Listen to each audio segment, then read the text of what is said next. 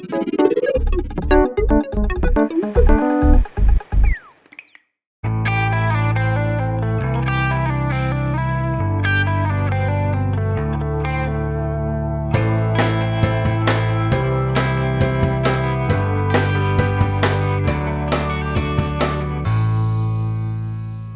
chef down at the salt room in Brighton. Today I'm going to be cooking wild sea bass with local scallops, wild asparagus, artichokes, gnocchi and a chicken velouté.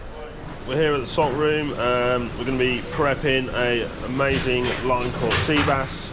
Now this fish has been scaled and trimmed up, so I'm just going to show you how to break it down into fillets. First of all, I'm just going to quickly talk you through what to look for when buying a fish of this nature. Make sure you check the eyes, they should be nice, shiny, not dull or sunken. Good indication that the fish is fresh also is the gills. As you can see there, they're nice and red. And smell is very important. It really shouldn't smell of fish. So first of all, I'm going to run my knife down the back of the fish just to release the fillet.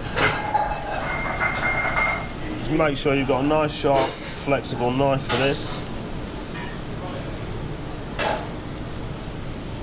And just follow the bones down to the rib cage. And we'll make an incision down the side of the head, right the way through to the belly. And just prise it open, so let the knife do the work. Just follow it all the way round.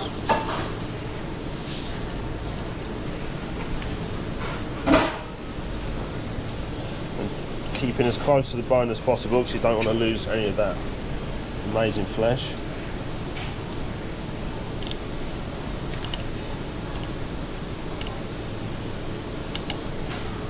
Just follow the rib cage around. We'll come across some pin bones, but we'll take them out later.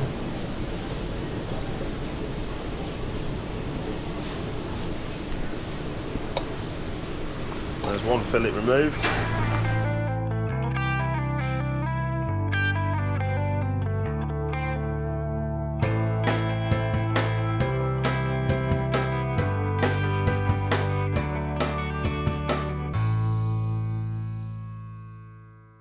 We've got pin bones running down here and some of the bones off the belly still, but we'll take them out in a second. Then you're just left with the frame of the fish, which can be used for stock or fish soup or something else, so you're just using the whole animal. Right, so we're left with two fillets of the sea bass. We'll just check if there's any belly bones connected still. We'll just run our knife down there and trim them off.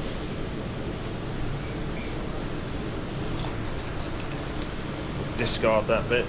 Now the next technique is called pin boning. So basically it's just using a pair of fish tweezers. Just run your fingers down the middle of the sea bass and you'll be able to feel the bones, and they come out pretty easily.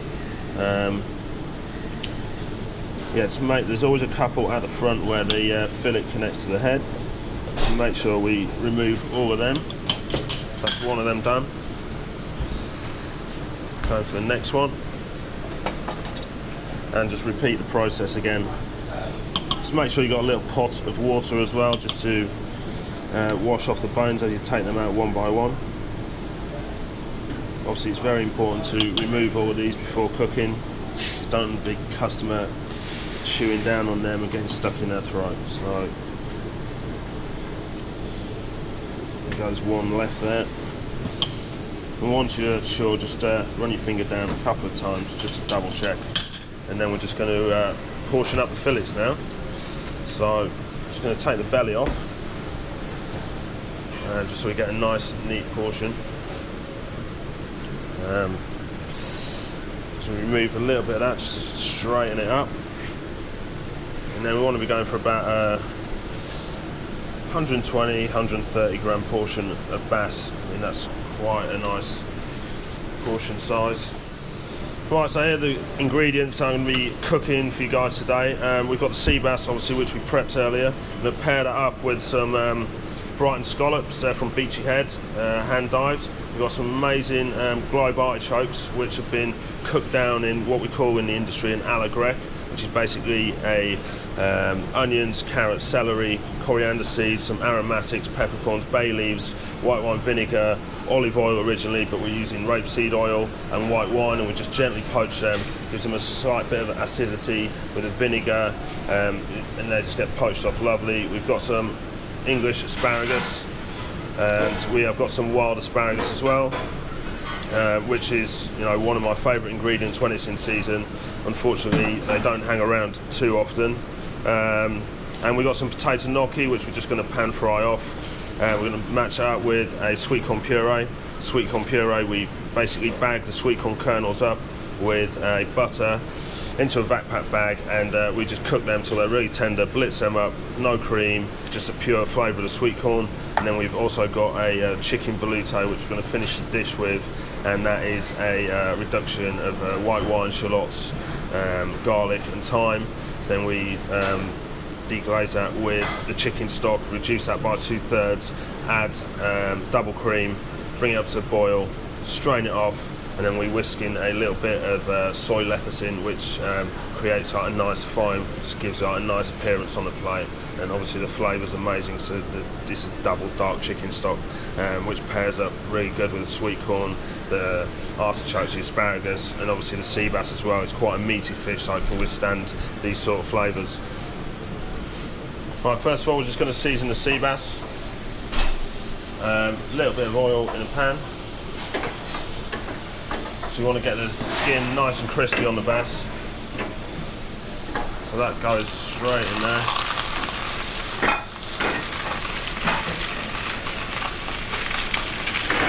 Just hold it down for a couple of seconds, just so you get a nice even cook on the skin.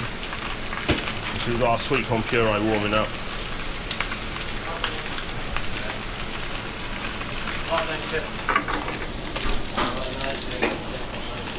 In another pan, just going to get our gnocchi in there.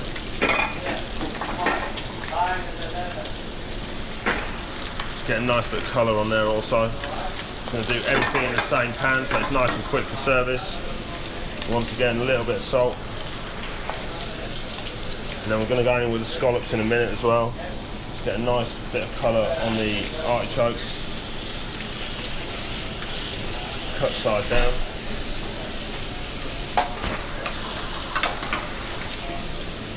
As you can see, as the sea bass cooks, you see it cooking through the fish. Still want to serve it like a little bit undercooked. We turn it over, let it rest in the pan. You know, I'm a firm believer in resting the fish in the pan as we do with meat, where all the juices go back into the fish.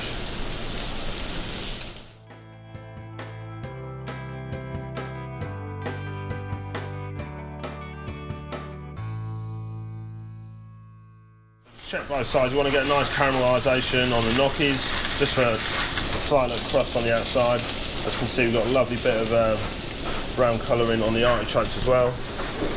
Have a look at the fish, it's getting there. And we're going with the scallops in a minute. They don't take long to cook at all. With our asparagus as well. So we've got a wild and English asparagus.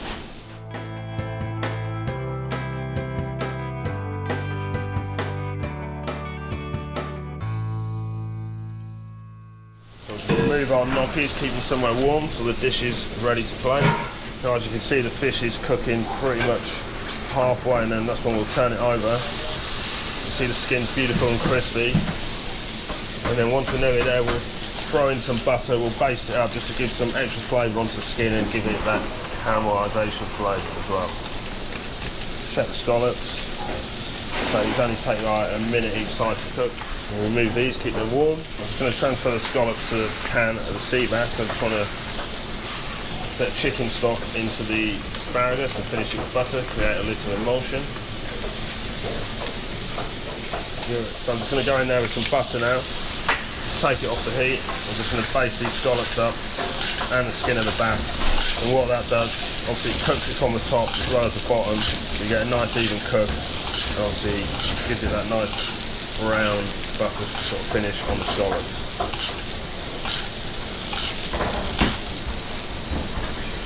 So we're adding some chicken stock into the asparagus, touch of butter just to emulsify it up. I'm going to put these on a Mediterranean paper, ready to plate up. And the bass and scallops are sitting there for 30 seconds whilst we go over and plate. Right, so now all the elements are cooked. Sea bass has been rested, the scallops are cooked perfectly. Got nice caramelisation on the gnocchi and on the artichokes. Got our asparagus, which has been wilted down with chicken stock and butter. Heated our sweet corn puree up here. It's a nice simple dish, fantastic flavours. Obviously you've got the salty chicken velouté just to marry it all together. So we go on there with the sweet corn puree first. And 3 bits of gnocchi. And our beautiful sea bass. Then our wild asparagus, which hasn't got a long season, so if you can get hold of it, make sure you do. I'm just going to put that on there like that. Our artichokes, one there. Let's go with our scallops, one there, one on top. Our prepped English asparagus.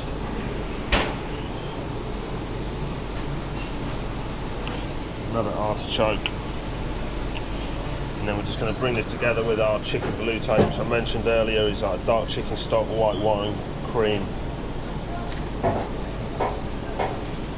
You know, chicken, asparagus, sweet corn, scallops, meaty sea bass, and beautiful artichokes. And then we're just going to marry this together with a little tarragon oil as well, just for that sort of touch of aniseed. And there we have it, sea bass with artichokes, sweet corn, Brighton scallops, asparagus and chicken velouté.